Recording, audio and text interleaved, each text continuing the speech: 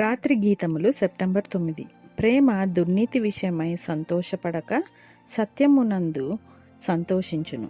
1 కొరింథీ 13:6. తప్పిదము వలన కలుగు లాభము ఎట్టిదైనను ప్రేమ దానిలో పాలు పంచుకొనదు. కీడు వలన కలుగు బహుమానమును కోరుకొనదు, కానీ ఇది సత్యమునందు ఆనందించును. ప్రత్యేకముగా దైవిక ప్రకటన యొక్క సత్యమునందు ఆనందించును. ఈ సత్యము ఎంత ప్రజాదరణ లేనిదైనను దీనిని గూర్చిన న్యాయవాదన వలన ఎంత బాధలు కలిగినను ఈ లోకపు స్నేహమును మరియు ఈ యుగ సంబంధమగు దేవత ద్వారా గ్రుడ్డితనము చేయబడిన వారి స్నేహమును ఎంతగా నష్టపోవలసి వచ్చినను ప్రేమ సత్యమందు సంతోషించును. ప్రేమ కలిగిన ఆత్మ సత్యముతో ఎటువంటి అనుబంధము కలిగి ఉన్నదంటే దాని నిమిత్తము ఎటువంటి నష్టము, బాధలు, కష్టములు కలిగినను లేదా సత్యమునకు దాని సేవకులకు వ్యతిరేకముగా ఏమి వచ్చినను ఆ కష్టాలలో పాలు పంచుకొనుటకు సంతోషించును. ప్రభువు అంచనాలో ఇవంతయు ఒకటే.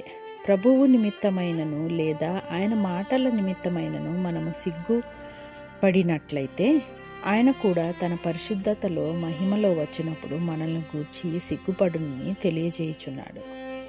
Reprint number 4918. నమస్కారం. ఈరోజు మనం ప్రేమ, సత్యం వీటి మధ్య ఉన్న సంబంధం గురించి కొంచెం లోతుగా చూద్దాం. ప్రత్యేకంగా 1 కొరింథీలు 13:6 ఉంది కదా. అవును. ప్రేమ దుర్నీతి విషయమై సంతోషపడక సత్యమునందు సంతోషించును. సరింగా దీనిపై మన దగ్గర రీప్రింట్ 4918 అనే ఒక పాత వ్యాఖ్యానం ఉంది. దాన్ని ఆధారం చేసుకుని మాట్లాడుకుందాం. సరే, మొదటి భాగం దుర్నీతి విషయమై సంతోషపడదు అంటోంది. అంటే ఏంటి? దీని అర్థమేమంటారు?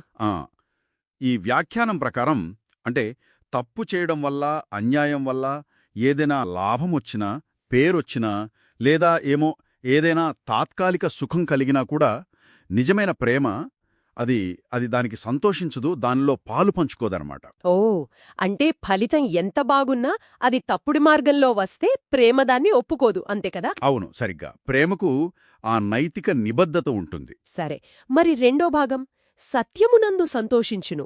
ఇది చాలా ఆసక్తిగా అనిపిస్తుంది. నిజమే. ఇది కేవలం చెడును వద్దనడమే కాదు, ఇది చురుకుగా సత్యంలో ఆనందాన్ని వెతుక్కుంటుంది. మరి ఇది ఏదో మామూలు నిజం కాదు. ఈ వ్యాఖ్యానమేంటంటే ముఖ్యంగా దేవుడు మనకు తెలియజేసిన సత్యాలు, వాటి గురించి మాట్లాడుతోంది. దేవుడు తెలియజేసిన సత్యాలు అంటే దైవిక సూత్రాలు, ఆయన మార్గాలు అలాంటివా? అవును, అలాంటివే. మరి ప్రేమకు అంత ఆనందమెందుకు అందులో, సత్యంలో? ఎందుకంటే ఈ వ్యాఖ్యానం దృష్టిలో సత్యం అనేది ఒక పునాది లాంటిది. ప్రేమ దానిపైనే కదా నిలబడేది. ఇంకా ఆసక్తికరమైన విషయం ఏంటంటే ఈ సత్యం బహుశా అందరికీ నచ్చకపోవచ్చు. దాన్ని పాటించడం వల్ల హింస రావచ్చు. అవును, వ్యతిరేకత రావచ్చు. సరిగ్గా. లోకంలో స్నేహితులు కూడా దూరం కావచ్చు. అయినా సరే ప్రేమ సత్యంలోనే ఆనందిస్తుంది అని ఈ మూలం చాలా గట్టిగా చెప్తుంది. ఇది కొంచెం ఆలోచించాల్సిన విషయమే. సత్యం కోసం నిలబడితే కష్టమొస్తుంది కదా. మరి ఆ కష్టంలో ఆనందం ఎలా? అదే ఇక్కడ లోతైన విషయం.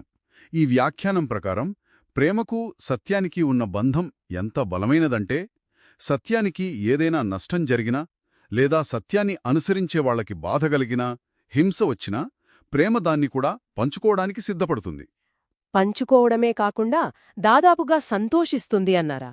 అవును, అంటే అది సత్యం వైపు నిలబడ్డంలో ఒక భాగం కాబట్టి ఆ బాధను కూడా ఒక గౌరవంగా స్వీకరిస్తుందన్నమాట.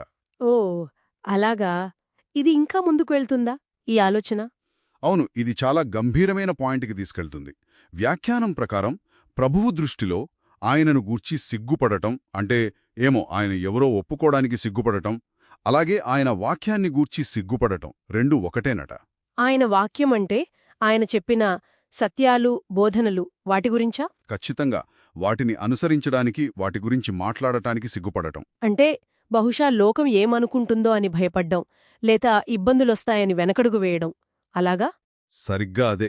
సమాజం ఏమనుకుంటుందో అని, లేదా కష్టాలు వస్తాయని దేవుడి సూత్రాలను పక్కన పెట్టడం అలాంటి వాళ్ల గురించే. ప్రభువు ఏమన్నారంటే, తాను తన మహిమతో తన పరిశుద్ధులతో తిరిగి వచ్చినప్పుడు అప్పుడు తాను కూడా వారిని గూర్చి సిగ్గుపడతానని చెప్పినట్లు ఈ వ్యాఖ్యానం ఉటంకిస్తోంది. ఇది చాలా చాలా బలమైన హెచ్చరిక. నిజంగా. కాబట్టి ఈ రీప్రింట్ 4918 వ్యాఖ్యానం నుండి మనం నేర్చుకోవాల్సిందేంటంటే, నిజమైన ప్రేమకు, సత్యానికి విడదీరాని బంధముంది.